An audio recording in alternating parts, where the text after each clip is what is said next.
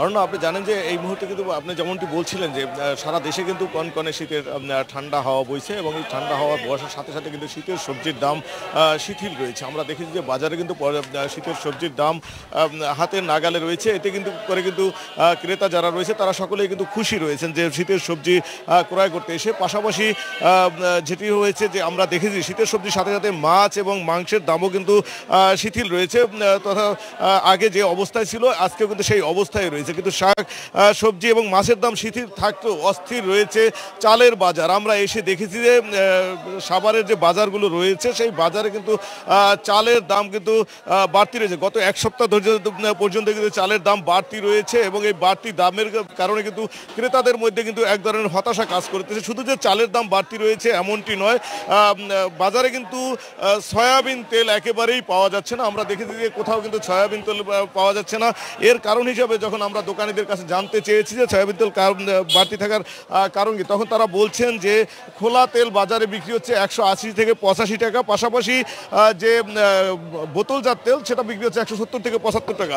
যার জন্য তারা তাদের ব্যবসায়িক অবস্থা চিন্তা করেই কিন্তু খোলা তেলের ভিতরেই কিন্তু আপনার বোতলজাত তেল যেটা রয়েছে সেটা কিন্তু দিয়ে খোলা তেল হিসেবে ব্যবহার করতেছেন। আমরা একজন ক্রেতার সাথে কথা বলতে চাচ্ছি। আপনি তো চাল বোধহয় কিনতেছেন, বাজারের কি অবস্থা, চালের আজকের বাজার কি অবস্থা দেখছেন? আজকের এই যে মিনিকেট চাল কিনতে আসলাম, গত সপ্তাহে যেটা 1700 টাকা ছিল, আজকে এটা 1900-2000 টাকা। মানে আসলে চালের দাম এক সপ্তাহে এতটা ঊর্ধ্বগতি, আমরা কিভাবে কিনবো এটা? সোয়াবিনের বাজার তেল কিনতে গেছি, বোতল নাই।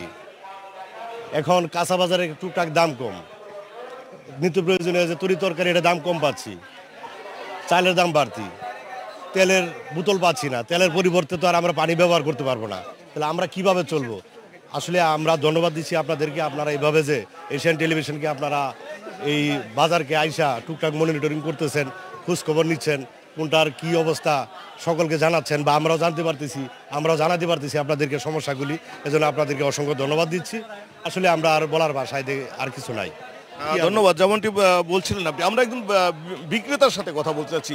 এই যে চালের দাম এত বাড়তি হওয়ার কারণ হিসেবে আপনারা কি বলবেন, কেন এত চালের দাম বাড়ে?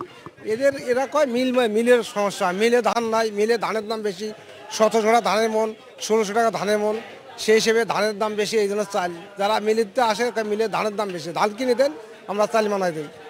এই মিল মালিকরা বলছেন, বলে যে ধান কিনে দেন আমরা চাল মানাই দিই। এখন ধানের দাম বেশি, 1700-1650 টাকা ধানের মন। যেমনটি শুনছিলেন যে বিক্রেতারা বলছিলেন যে মিলে ধানের সংকট থাকার কারণে কিন্তু তারা চালের দাম বেশি বিক্রি করতেছে। এই ছিল আমার কাছে সাভারের বাজার থেকে নিত্য প্রয়োজনীয় দ্রব্যের এখনকার মতো সর্বশেষ তথ্য। অনন্য।